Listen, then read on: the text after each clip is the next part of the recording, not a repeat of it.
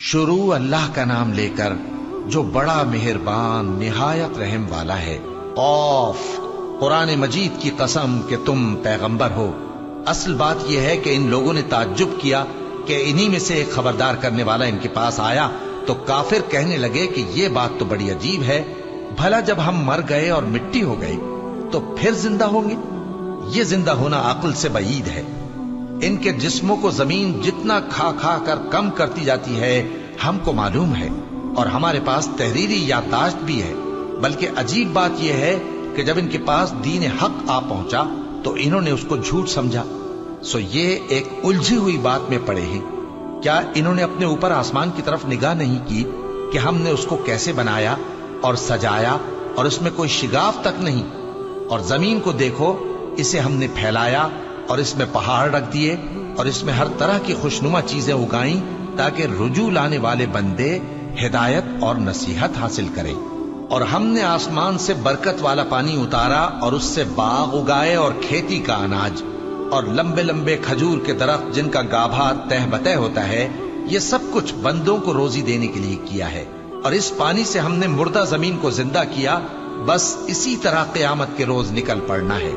इनसे पहले नूह की कौम और कुएं वाले और समूद वाले लोग झुटला चुके हैं, और आद और फिरौन और लूत के भाई और बन के रहने वाले और तुब्बा की कौम, गरज हर एक ने पैगंबरों को झुटलाया तो हमारी धमकी भी पूरी होकर रही।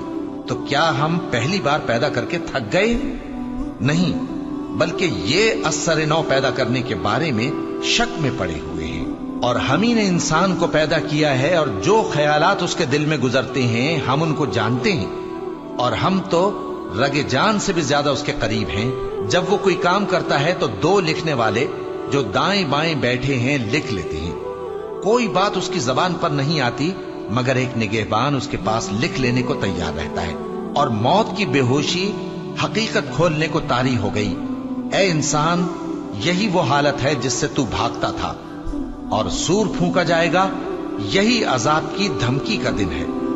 और हर शख्स हमारे सामने इस हाल में आएगा कि एक फरिश्ता उसके साथ हाँकने वाला होगा और एक उसके अमाल की गवाही देने वाला।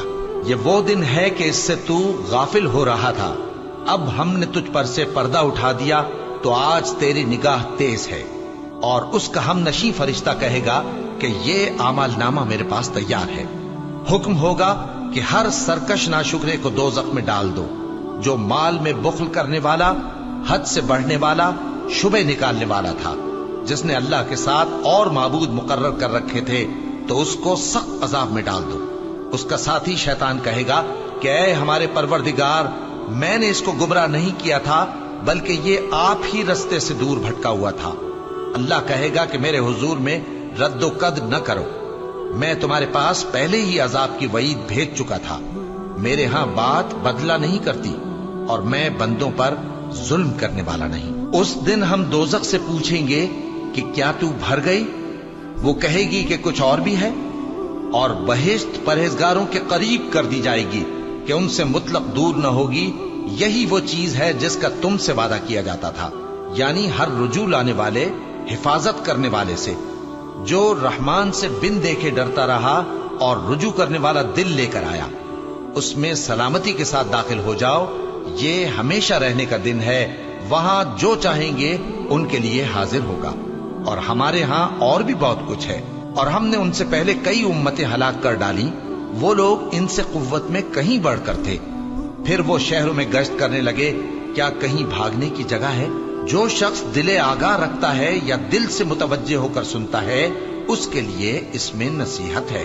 और हमने आसमानों और जमीन को और जो मखलूकात इनमें है सबको 6 दिन में बना दिया और हमको जरा भी थकन नहीं हुई। तो जो कुछ ये कुफ्फार बकते हैं उस पर सब्र करो, और आफताब के तुलू होने से पहले और उसके गुरूब होने से पहले अपने परवरदिगार की तारीफ के साथ तस्बीह करते रहो, और रात के बाज़ औकात में भी और नमाज के बाद भी उसी के नाम की तस्बीह किया करो। और सुनो, जिस दिन पुकारने वाला नजदीक की जगह से पुकारेगा, जिस दिन लोग एक जोर की आवाज यकीनन सुन लेंगे, वही निकल पड़ने का दिन होगा।